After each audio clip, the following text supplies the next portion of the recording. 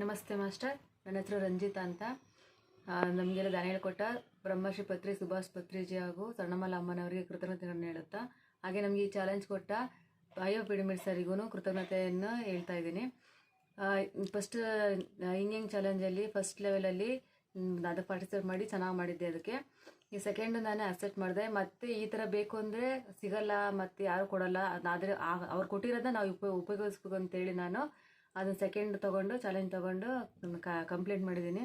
ನಮ್ಮ ಲೀಡರ್ ಬಂದುಬಿಟ್ಟು ಈಶ್ವರಿ ಮೇಡಮ್ ಅಂತೇಳಿ.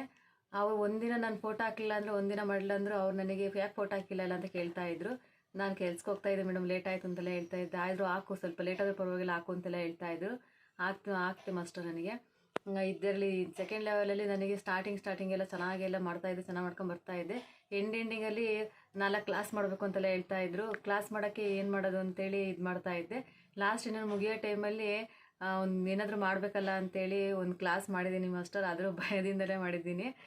ಕ್ಲಾಸ್ ಮಾಡ್ಕೊಂಬಂದು ಚೆನ್ನಾಗಿದ್ದಾಯಿತು. ನಾನು ಇಂಡಿಯನ್ ಚಾಲೆಂಜಲ್ಲಿ ತುಂಬ ಚೇಂಜಸ್ ಆಗಿದೆ, ತುಂಬ ಚೆನ್ನಾಗಿ ಚೇಂಜಸ್ ಕಂಡಿದ್ದೀನಿ. ಚೆನ್ನಾಗಿತ್ತು. ಇದೇ ಥರ ಮುಂದಿನ ಚಾಲೆಂಜ್ಗಳು ಬಂದರೆ ಅಕ್ಸೆಪ್ಟ್ ಮಾಡ್ಕೊಂಡು ಮಾಡಬೇಕು ಅಂತೇಳಿ ಅಂದ್ಕೊಂಡಿದ್ದೀನಿ ಮೇಡಮ್, ಅಂದ್ಕೊಂಡಿದ್ದೀನಿ. ತುಂಬ ಚೆನ್ನಾಗಿತ್ತು. ನನಗೆ ತುಂಬ ಖುಷಿ ಆಯಿತು ಅಷ್ಟೇ.